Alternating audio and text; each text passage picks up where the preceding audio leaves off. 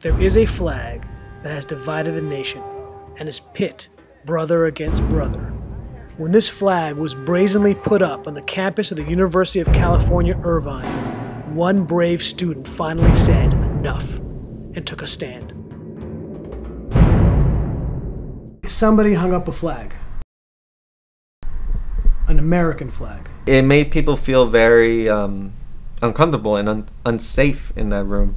UC Irvine student government leader Matthew Guevara, no relation to Che, when faced with the provocative stars and stripes on campus, wrote a bill that banned the flag. Tell me about the environment created when the American flag was kind of hanging there in that room.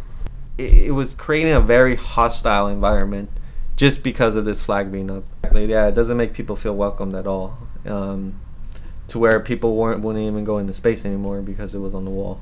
What people don't understand is sometimes to be inclusive, you have to exclude things you don't like.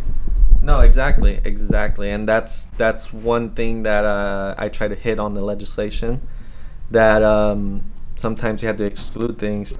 So you wrote a resolution, and you should be proud that it passed with a pretty comfortable majority, 60%. I was really amazed by that. It was almost every professor I talked to was in support of me, and every graduate student I came across. There's a legitimate view that the American flag, it represents hate speech.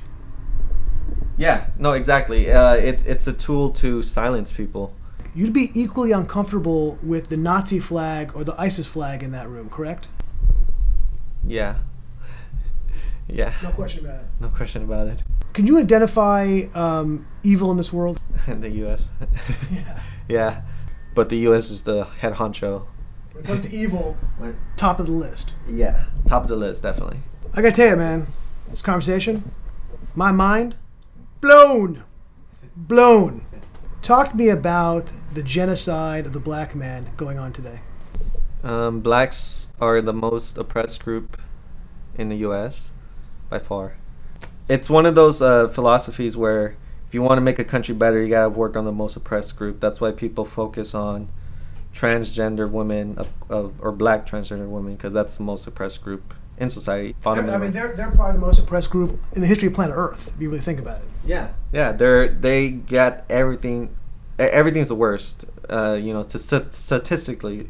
Fair to say there's slavery going on in America today? Yeah, yeah, it's still going on, and black people not being able to live in certain areas, not being able to get certain jobs. That's modern legal slavery. Straight up slavery. Straight up slavery, yeah. Where are your parents from? My parents are from Mexico. And why did they come here to the United States? To try find work, a better life, the American dream. And instead they found this oppressive American country. There is no such thing as class mobility. That's an illusion. Is your mother, she must be so proud that her son is now going to like a major university in the United States. She's happy that I'm taking advantage of the education system.